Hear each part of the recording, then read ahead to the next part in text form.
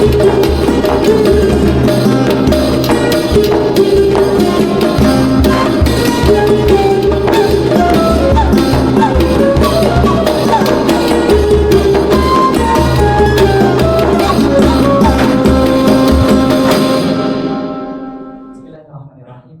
Assalamualaikum warahmatullahi wabarakatuh. Alhamdulillah, salatu wassalamu ala Rasulillah wa ala alihi wa ashabihi wa wala amma ba'du. Hadirin jamaah salat Zuhur Masjid An-Nabawi Allah Subhanahu wa taala. Kesempatan yang siang yang berkah ini, alhamdulillah Allah masih mengizinkan kita untuk melaksanakan kewajiban pokok kita yaitu salat Zuhur secara berjamaah. Dan insyaallah akan kita lanjutkan dengan kewajiban berikutnya yaitu thalabul ilmi dalam program kajian Zuhur spesial kajian tematik, yang mana pada kesempatan kajian Zuhur hari ini alhamdulillah telah hadir bersama kita selaku narasumber atau pemateri yaitu Ustaz Dr. Haikal Fathur Rizki LCMA. Kita doakan mudah-mudahan beliau senantiasa diberikan kesehatan Allah Subhanahu wa taala. Dan pada kesempatan kali ini tema kajian yang akan diangkat sangat menarik sekali, yaitu tentang mempersiapkan diri untuk mendapatkan amnesti dosa di bulan Ramadan. Sebelum kajian ini kita mulai, perlu kami sampaikan kembali kepada para jamaah sekalian bahwasanya di bulan Ramadan yang akan datang Masjid An-Namal akan menyelenggarakan Khutbah Ramadan atau kegiatan Syiar Ramadan dengan berbagai macam kegiatan sebagaimana yang para jamaah sekalian bisa saksikan di baliho atau di spanduk yang telah kami pasang di selatan Masjid An-Namal.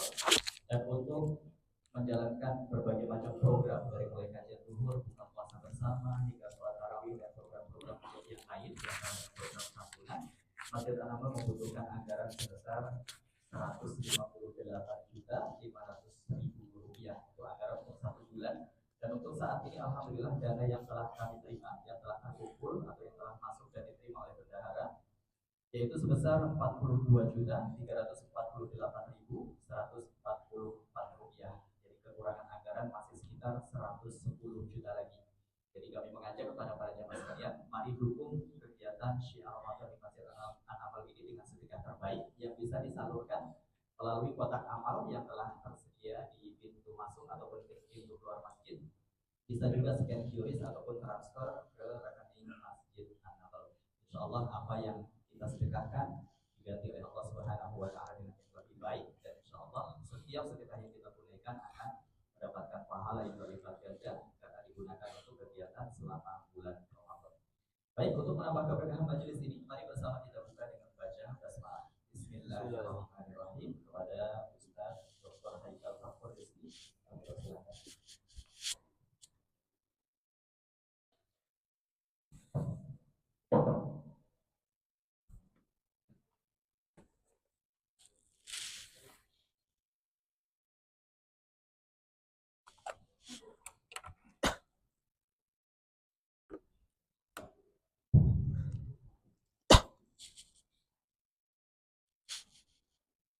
Assalamualaikum warahmatullahi wabarakatuh.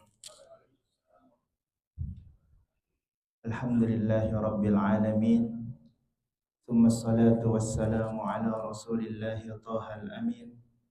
Sayyidina wa maulana Muhammadin wa ala alihi wa sahbihi at-tayyibin at-tahirin wa man tabi'ahum bi ihsani ila yaumiddin.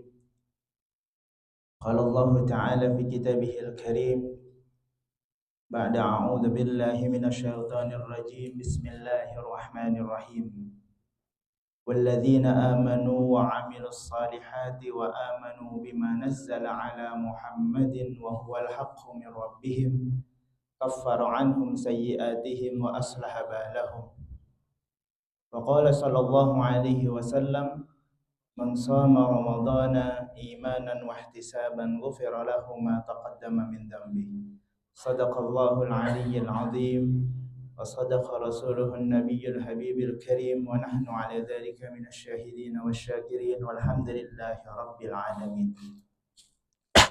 Jemaah yang dirahmati Allah Subhanahu wa taala.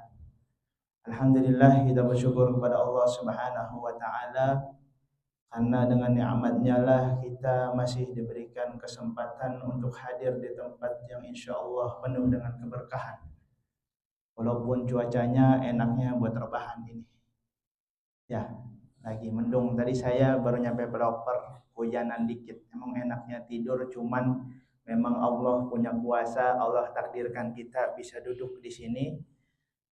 Palingan setengah jam doang ini, karena zuhur rada majunya jauh banget ya.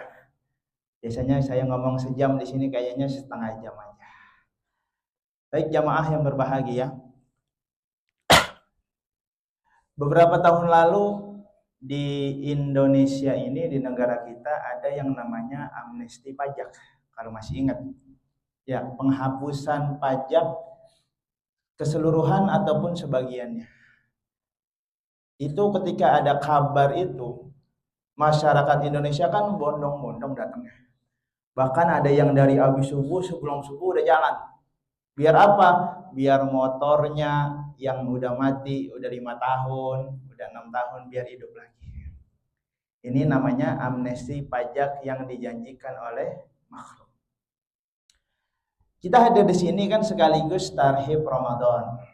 Kalau dalam bahasa Arab, orang yang bisa menerima dengan senang hati, dengan lapang dada sesuatu yang datang kepadanya, maka dikatakan marhaba. Dari rohiba yarhabu. Marhaba itu artinya orangnya sudah menerima dengan senang hati, dengan lapang dada sesuatu yang datang kepadanya. Misalnya kan orang Arab kalau kita datang, marhaban bikudumikum kan gitu. Selamat datang, udah hadir. Itu artinya saya nerima kamu udah dengan lapang dada. Kalau bahasa orang kita mah anggap aja rumah sendiri. Nah, itu bahasa orang kita. Datang nih ke rumah, udah selamat datang, anggap aja rumah sendiri. Berarti kita udah legowo nerimanya. Tapi kalau misalnya kita ingin mengusahakan diri agar kita lapang dada, kan beda kalau tadi orang yang sudah lapang dada. Tapi kalau ingin mengusahakan diri agar kita lapang dada menerima sesuatu yang akan datang, maka tinggal dikasih tasjid. Dari yang tadinya rohiba yarhabu jadi rohaba yurahibu. Masdarnya tarhib. Maka tarhib artinya pengusahaan diri agar diri bisa lapang dada untuk menerima sesuatu yang akan datang. Kalau tarhib disandarkan dengan Ramadan, maka pengusahaan diri agar bisa menerima dengan lapang dada untuk apa-apa yang nanti datang di bulan Ramadan. Makanya duduknya kita di sini untuk mempersiapkan agar jangan sampai Ramadan yang akan datang lewat cuman kewajiban aja yang kita lakukan. Kan kita pengennya semua keistimewaan yang ada di bulan Ramadan bisa kita dapatkan. Bukan cuman nyelesain kewajiban doang. Pengennya apapun hadiah yang disodorkan oleh Allah di dalam bulan Ramadan, kita dapetin semuanya.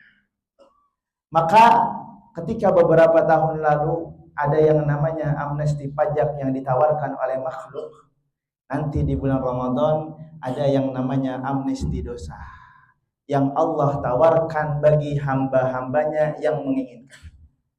Dari mana bunyinya? Di dalam hadis yang sahih yang diriwayatkan oleh Al-Imam Al-Bukhari.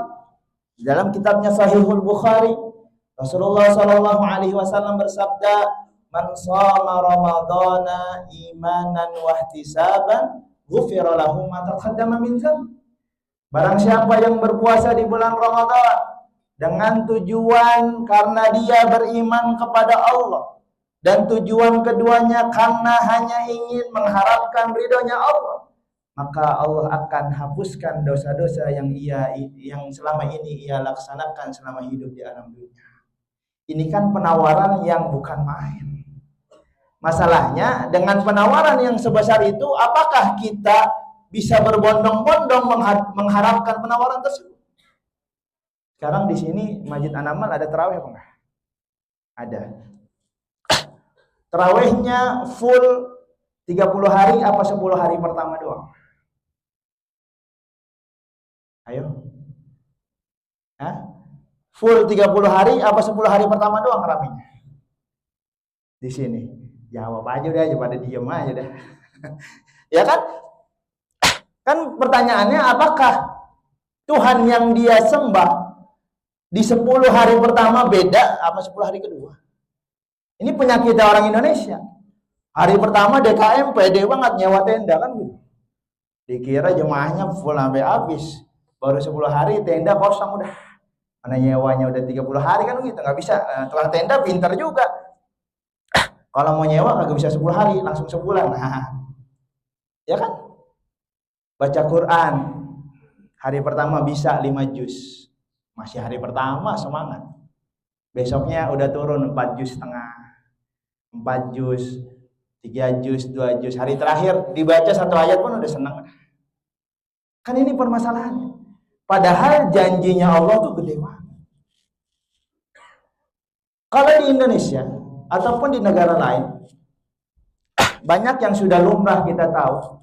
Orang yang mendapatkan hukuman, ya orang yang pengen dipenjara, yang lagi dapat hukuman penjara, kan rela ngeluarin uang sampai ratusan juta, miliaran, bahkan triliunan. Itu bukan buat dibebasin malahan, cuman mau dipangkas saja. Yang tadinya 10 tahun jadi 5 tahun. Ya kan? Ini udah lumrah, kita tahu semuanya. Dia rela mengeluarkan hartanya. Bahkan nggak sedikit harta yang dia kumpulkan bertahun-tahun. Agar apa? Agar hukumannya dikurangi. Tapi di bulan Ramadan, amnesti dosa tidak memerlukan harta sama sekali. Cukup kita ibadah, istiqomah dalam sebulan, niatnya karena iman dan mengharapkan ridha Allah, maka dipastikan dosa kita dihapuskan. Nggak perlu ngeluarin banyak uang. Kan bulan puasa kita nggak diwajibin takjilnya banyak. Ya kan?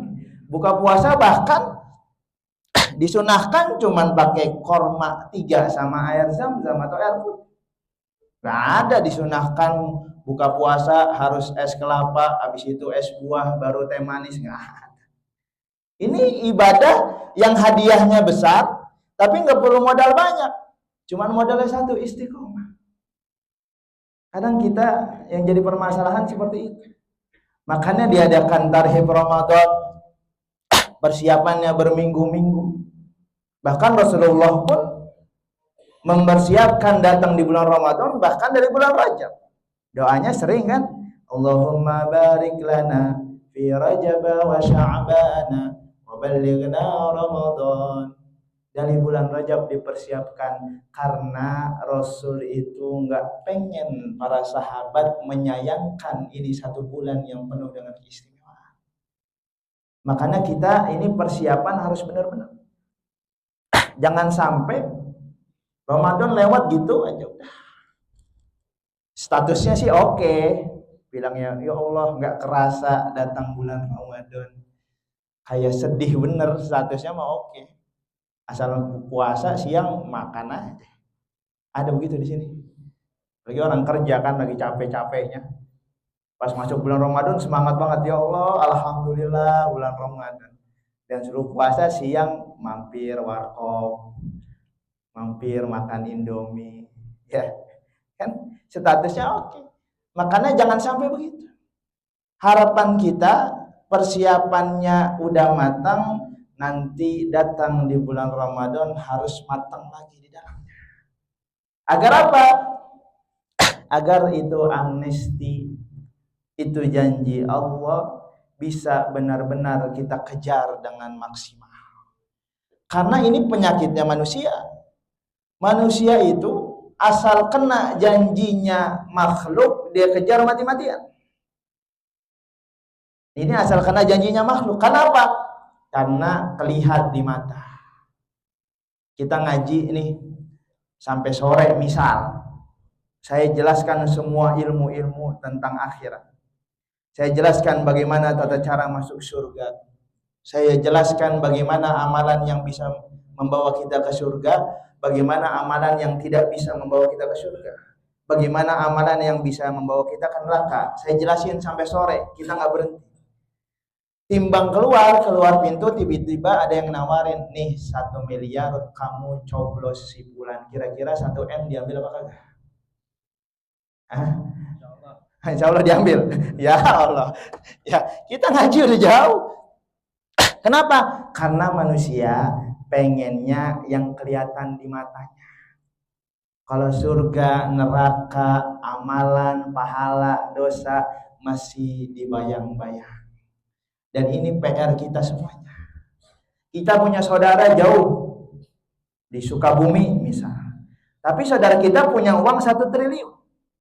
Hari ini ditelepon jam 1, kira-kira kita datang apa enggak? Kenapa datang? Karena ada pada hati kita keyakinan kayaknya mah gue bakal dibagi itu uang. Kan gitu. Kan yang diperlukan keyakinan di hati baru dia datang. Sedangkan Allah yang menjanjikan kepada seluruh hambanya yang bangun di setiap sepertiga malam, yang berdoa ketika setelah tahajud selalu dikabulkan doanya, apakah kita berbondong-bondong mengejar itu? Ada di sini yang tiap malam sholat tahajud. Coba mana berapa orang coba rakyat Anamal ini yang sholat tahajud tiap malam berapa orang? Ya, kan sama janjinya. Bahkan lebih besar janjinya Allah. Semua doanya bakal dikabulkan. Tapi kenapa demikian? Mungkin di dalam hati kita rada hilang keyakinan sama Allah. Sama makhluk dikejar mati-matian, sama Allah rada ogah-ogah. Dan inilah PR kita untuk kita asah nanti di bulan Ramadan. Biar kita yakinnya lebih besar lagi. Yakin sama Allahnya lebih kuat lagi. Jangan sampai kita sama manusia dikejar mati-matian, mau diangkat derajatnya, ya kan, jabatan misal di jam sostek bos ngasih tahu kamu kalau mau naik jabatan setiap hari selalu datang jam 7 pagi. Kira-kira semangat apa enggak? Mau naik jabatan ini jam 7 pagi kelar. Rumah di Bogor sebelum subuh udah jalan naik jabatan. Sedangkan Allah bilang, yarfa'illahu alladhina amanu minkum walladhina utul ilma darajat. Orang yang beriman dan memiliki ilmu, maka derajatnya akan dinaikkan. Maka apakah pengajian-pengajian selalu ramai? Padahal Allah janjikan orang yang ngaji, yang punya ilmu derajatnya naik. Tapi ngajinya ogah-ogah. Ada pengajian Senin, Kamis sama Jumat misal. Palingan dia hadir udah Kamis aja udah cukup. Nah, inilah PR-nya manusia nih. Nanti di bulan Ramadan inilah bulan untuk kita belajar. Agar apa? Agar kita lebih yakin lagi sama Allah. Janji-janji Allah yang ada di Quran kita kejar semuanya. Biar kita bahagianya bukan cuma di dunia doang, tapi kita punya kebahagiaan nanti sampai akhirat. Jemaah yang berbahagia, Ramadan udah lewat berpuluh-puluh tahun. Saya aja yang umurnya baru 27, kayaknya udah puluhan tahun saya lewatin Ramadan. Apalagi yang di sini kan pada senior kayaknya muka-mukanya ini. Udah 2 kali lipat bahkan 3 kali lipat umur saya kayaknya. Berarti udah puluhan lebih banyak lagi kan ngelewatin Ramadan, tapi kita kayaknya ngelewatin Ramadan udah gitu aja. Puasa cuma nahan lapar, nahan haus doang. Ya kan? Nah, itu kalau puasanya cuma nahan lapar, nahan haus doang, ya dapat lapar sama hausnya. Makanya Imam Al-Ghazali itu kan pernah mengklasifikasikan jenis-jenis orang yang berpuasa. Kurang lebih ada 3 jenis-jenis orang yang berpuasa. Tingkatan yang paling dasar adalah puasanya orang awam, siyamul umum atau orang umum, orang yang biasa. Dia hanya bisa menahan lapar dan menahan haus, tapi tidak bisa menahan hawa nafsunya untuk menahan diri untuk tidak mengeluarkan kata-kata yang buruk. Ini tingkatan yang paling dasar. Dia cuma bisa nahan lapar, nahan haus, tapi ngomongin orang jalan aja. Sambil nunggu buka dari habis asar duduk sama temannya ngopi ngomongin itu bagian yang ono kerjanya kagak bagus banget. ya kan? Yang ono kayaknya dekat banget sama bos. Nah, itu kan ada gak gitu? Sampai buka nungguin tapi ngomongin orang, berarti dia masih golongan yang paling dasar. Puasanya hanya bisa menahan lapar dan haus, tidak bisa menahan hawa nafsu. Dan ini juga termasuk dalam hadis Rasul. Rubba sha'imin laisa lahu min siyamihi illal ju' wal 'atas. Sebagian orang yang berpuasa tidak akan dia dapatkan dari puasanya kecuali lapar dan haus doang. Jadi sayang, sebulan penuh puasa cuma lapar sama haus doang. Kalau begitu mah gampang puasanya. Tapi kalau dibilang batal ya nggak batal. Secara syariat tidak batal, cuman pahala puasanya kita nggak tahu dapat berapa. Karena puasa ini pahalanya nggak bisa ketahuan. Ya kan? Asyamu li wa ana ajzi bihi. Kata Allah, puasa itu adalah ibadah yang khusus dan khusus cuman Allah sama si hamba yang tahu berapa pahalanya. Kita kalau puasa kan nggak ketahuan. Timbang wudu masuk 3 keluar 1 kan nggak ketahuan ya. Ya udah nih sebelahan masuk 3 keluar cuman 1 doang, yang 2 mana? Ya, nggak ketahuan, yang tahu cuman Allah sama si hamba. Makanya jangan sampai kita masuk ke tingkatan paling dasar. Puasanya orang awam yang hanya bisa nahan lapar sama haus. Lalu tingkatan yang kedua adalah siyamul khusus. Di atasnya puasanya orang awam adalah orang yang berpuasa bukan hanya nahan lapar dan nahan haus, tapi dia bisa nahan hawa nafsunya untuk tidak melakukan hal-hal yang buruk. Inilah yang bagus. Minimal kita ada di sini. Di yang tingkatan kedua. Bukan cuma nahan lapar, nahan haus, tapi hal-hal yang buruk tidak kita lakukan, hal-hal yang menyebabkan pahala puasa kita hilang, kita hindarkan. Yang ketiga, tingkatan terakhir dan tingkatan yang paling atas. Kata Imam Al-Ghazali dalam kitabnya Ihya Ulumuddin disebutkan siyamu khususil khusus. Adalah orang yang berpuasa bukan hanya menahan lapar dan haus, bukan hanya menahan hawa nafsunya, tapi dia bisa menahan dari apa-apa yang ada di dunia. Setelah puasa, jadi mengharap kepada dunianya berkurang. Jadi ngambil dunia sebutuhnya aja. Kalau hal-hal begini biasanya orang Betawi nerapin. Kenapa bisa begitu, Ustaz? Karena saya sering punya tetangga tukang ojek. Orang Betawi. Dia asal dapat 2 penumpang udah istirahat. Dia bilang udah, ini udah cukup 2 hari udah. Ya, kalau kita punya teman orang Betawi asal dia ngojek, nggak mungkin dia nyampe sorenya. Asal 2 penumpang dapat atau 3 penumpang udah cukup, udah seminggu udah ngerokok, udah sisa ngobrol. Ya betul enggak? Ya kan? Tapi kalau orang yang lain, orang Jawa, orang yang daerah lain, itu dikejar gojek sampai jam 1 malam. Sampai jam 2 malam. Kalau Betawi, gocap udah cukup, udah seminggu, udah nggak usah lagi. Padahal kan itu kan simpelnya apa? Kita mencari dunia sebutuhnya kita aja.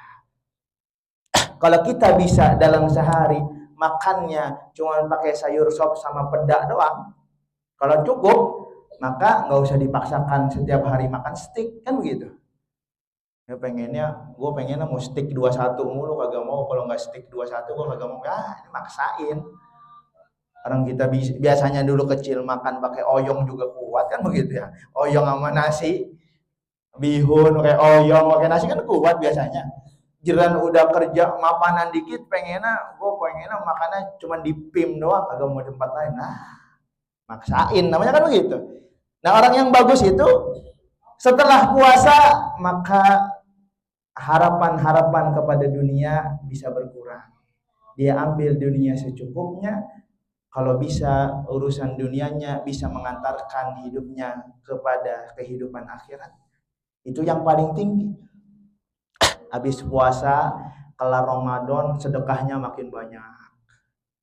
Ya kan? Apalagi tadi saya dengar kurangnya masih 100 juta, 110 juta, masih banyak banget itu. Nah, tapi kalau misalnya per orang ngasih 1 juta lagi mah kelar. Ya, jemaah sini banyak. 110 juta per orang ngasih 1 juta lagi aja. Kalau misalnya nggak ada gimana? Ya udah, kalau nggak ada mau ngasih apaan? Kan begitu. Maka ketika Imam Ghazali meningkatkan dan memberikan klasifikasi tentang orang-orang yang berpuasa, maka kita lihat diri kita masing-masing. Yang udah lewat biarlah berlalu, nggak apa-apa. Nih yang akan datang ini kan nggak nyampe 2 minggu lagi kalau nggak salah puasa ya. Kalau nggak salah tanggal 18 atau tanggal 19 ya puasa kan. Nggak lama lagi puasa. Persiapkan dengan baik yang matang agar itu amnesti dosa yang Allah tawarkan bisa kita dapatkan. Saya ingin memperkuat hadis tadi dengan satu ayat di dalam Al-Quran, surah Muhammad ayat 2. Ketika Allah Subhanahu wa taala berfirman, A'udzubillahi minasyaitonir rajim, walladzina amanu wa 'amilus shalihat wa amanu bima nazzala 'ala Muhammadin wa huwal haqqu min rabbihim kaffara 'anhum sayyi'atihim wa aslaha balahum. Kata Allah, bagi orang-orang yang beriman dan beramal soleh, dalam artian ibadahnya tujuannya karena iman dan karena hanya mengharapkan ridhonya Allah. Sesuai dengan hadis tadi, man shoma ramadhana imanan wahtisaban. Jadi seluruh ibadah di ayat ini lengkap semuanya. Tidak hanya puasa, tapi semuanya. Orang yang sholat karena iman dan mengharapkan ridha Allah. Orang yang baca Quran karena iman dan mengharapkan ridha Allah. Orang yang bersedekah karena iman dan mengharapkan ridha Allah. Wa amanu bima nazzala ala Muhammadin, dan beriman dengan apa-apa yang diturunkan kepada Nabi Muhammad. Di tafsiran lain disebutkan nazzala ala Muhammadin wan nabiyyin man qablahu. Diturunkan kepada Nabi Muhammad dan para nabi sebelumnya. Dan ini selaras dengan ayat puasa. Ya ayyuhalladzina amanu kutiba alaikumusiyam kama kutiba alal ladzina min qablikum. Ya kan? Jadi yang beriman kepada apa-apa yang diturunkan kepada Nabi Muhammad dan para nabi-nabi sebelumnya. Wa huwal haqqu min rabbihim, dan semuanya itu benar. Datangnya dari Allah Subhanahu wa taala. Apa yang akan dia dapatkan? Kaffara anhum sayyi'atihim, maka Allah akan hapuskan seluruh keburukan-keburukan yang ia lakukan selama hidup di dunia. Ini amnesti dosa yang akan dihapuskan kalau kita bisa beribadah. Yang pertama niatnya karena beriman, dan yang kedua karena hanya mengharapkan ridho Allah. Bukan cuma itu. Selain Allah hapuskan dosa-dosa kita, maka ketika kita bisa melakukan ibadah dengan dua syarat tadi, dilanjutkan ayatnya, wa aslaha balahum, maka Allah akan rapihkan urusan-urusan kalian selama hidup di dunia. Mungkin ketika saat ini kita urusannya ruwet banget, utang di mana-mana, ya kan, janda ini ngontek, yang satu ngontek lagi, nah itu kan urusan ruwet itu. Nah namanya kerjaan udah mapan kan, janda mana nyantol kan begitu. PR-nya kan kita mau beliin sepeda listrik anaknya apa kagak. Ya kan? Ya itu kan urusan ruwet, utang di mana-mana, sekolah anak belum kebayar, istri udah mau minta baju lebaran mulu. Udah keluar tren baju lebaran. Ya, tahun lalu kan simar-simar, yang sekarang udah keluar trennya. Tapi kalau misalnya masih acak-acakan, berarti kita belum benar ibadahnya. Kurang pas mungkin niat ibadahnya. Ustadz, saya udah rajin sholat.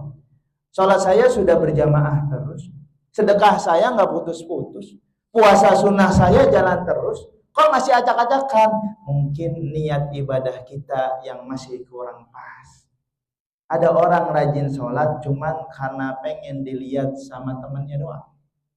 Ada orang rajin sedekah cuman karena pengen dilihat sama tetangganya doang. Ada orang rajin puasa karena pengen dilihat sama mertuanya doang. Kan begitu. Maka ubah semua niatnya. Yang pertama karena iman kepada Allah, dan yang kedua karena mengharapkan ridhonya Allah Subhanahu wa ta'ala. Dengan demikian, maka yang kita harapkan selama hidup di dunia bisa kita dapatkan. Dengan kita bisa ibadah dengan istiqamah, dengan niat karena iman dan karena mengharapkan ridha Allah, maka kata Quran, kaffara anhum sayyi'atihim, dosa kita bisa dihapuskan. Kalau dosa udah dihapuskan, maka selesai kehidupan dunia kita kan gitu. Wa aslaha balahum, apalagi udah dihapuskan dosanya, kehidupannya dirapihkan. Orang yang hidupnya tenang bukan selamanya orang yang punya uang, bukan. Kadang orang uangnya banyak malah lebih nggak tenang, kan gitu. Punya uang banyak, misal di rumah ditaruh 1 triliun. Kira-kira ninggalin rumah tenang apa enggak? Nah di rumah 1 triliun ditinggalin biar kata gemboknya kenceng juga kan, aduh, rada berat. Tapi kalau misalnya di rumahnya nggak ada uang, ninggalin rumah tenang apa enggak? Kagak ada apa-apaan, dijaga kan gitu. Kadang gitu, ketenangan bukan hanya dari banyak uang, tapi ketenangan dari apa-apa kalau kita merasa cukup. Itu enak. Kita makan bisa sehari 3 kali, walaupun lauknya sederhana, tapi kita ngerasa cukup. Itulah tenang. Makanya patokan tenang yang penting segala sesuatu yang Allah berikan kepada kita, maka kita merasa cukup dan kita selalu bersyukur kepada Allah Subhanahu wa taala. Kalau sudah bisa begitu, maka dunia terasa nyaman. Kalau dunianya nyaman, maka tenang hidupnya. Kalau misalnya bisa begitu, maka akhirat dosa dihapuskan, maka dipastikan masuk surga. Ketika kita dipastikan masuk surga, maka sudah cukuplah harapan-harapan kita selama kita hidup di dunia. Dan ketika harapan kita juga sudah cukup, maka tausiahnya juga cukup. Sekian, assalamualaikum warahmatullahi wabarakatuh. Kita tutup dengan doa. Bismillahirrahmanirrahim. Alhamdulillahirabbil alamin. Hamdan syakirin, hamdan hamidin, hamdan yuwafi ni'amahu wa yukafi mazidah. Ya Rabbana lakal hamdu lakal syukru kama yanbaghi li jalalika al-karim wa 'azimi sultanik. Allahumma salli ala sayyidina Muhammadin wa ala alihi wa sahbihi wa barik wa sallim. Allahumma ighfir lana dhunubana wa dhunuba walidayna warhamhum kama rabbawna shighara wa li jami'il mu'minina wal mu'minat wal muslimina wal muslimat al ahya'i minhum wal amwat innaka qaribun mujibud da'awat ya qadiyal hajat. Allahumma inna nas'aluka yusran laysa ba'dahu 'usr wa nas'aluka ghinan laysa ba'dahu faqr wa nas'aluka sa'adatan laysa ba'daha syaqawatan ya Allah ya arhamar rahimin. Allahumma barik lana fi sya'ban wa ballighna ramadan. Allahumma barik lana fi sya'ban wa ballighna ramadan. Allahumma barik lana fi sya'ban wa ballighna ramadan. Rabbana zalamna anfusana wa illam taghfir lana wa tarhamna lanakunanna minal khasirin. Rabbana la tuzigh qulubana ba'da idh hadaytana wa hab lana min ladunka rahmah innaka antal wahhab. Rabbana atina fid dunya hasanah wa fil akhirati hasanatan wa qina adzabannar. Wa sallallahu ala sayyidina Muhammadin wa ala alihi wa sahbihi wa baraka wa sallam. Subhana rabbika rabbil izzati amma yasifun, salamun alal mursalin walhamdulillahi rabbil alamin. Sekian, kurang lebihnya mohon dimaafkan. Assalamualaikum warahmatullahi wabarakatuh.